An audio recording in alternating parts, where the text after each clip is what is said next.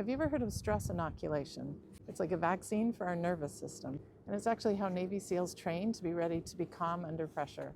Welcome to part 3 of Mastering Your Stress Response if you're feeling overwhelmed by everything. If you've seen parts 1 and 2, you know all about our brain's fire alarm system and the chemicals that are released. Now let's talk about how to keep the alarm from going off in the first place. Hi, I'm Dr. Alexis Kennedy, and I teach people about the neuroscience of stress and how to reverse burnout.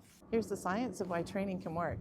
Every time you face a small stressor and successfully handle it, your brain literally rewires itself. It's like teaching that overprotective mom in your brain that things are actually safe. Let me share something from my research career. I often have to present complex psychological findings to state legislatures. In an open public forum, talk about stress. My brain can tell my body it's a life or death situation. Classic amygdala overdrive.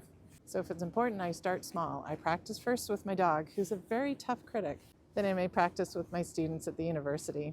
Each time I feel that stress rising and I overcome it, it's a victory. I use grounding techniques to remind myself this isn't actually life or death. Here's the cool part. The more that you do it, the more your brain realizes that this isn't a stressful situation. I still get cortisol spikes, but they get smaller and smaller the more I do something.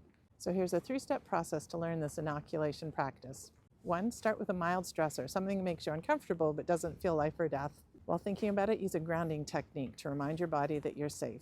And the 3rd step is to celebrate surviving it. Your brain loves positive reinforcement. Start super small. If crowds stress you out, just go for a walk in a store by yourself where there's a few people. If phone calls make you nervous, practice with calling a friend. The secret is gradual exposure. You wouldn't run a marathon without training first. Same goes for stress management. Here's a pro tip that really helps. Also celebrate your wins. We generally only pay attention when our nervous system is freaking out, but catching the wins and celebrating them can be just as important. Remember, your brain isn't broken, it's just really good at protecting you. We just need to teach it to save the fire alarms for actual fires. If you'd like to remember and embody this, write in the comments, "I'm a stress response scientist." If you'd like to learn more about reversing burnout, check out my links.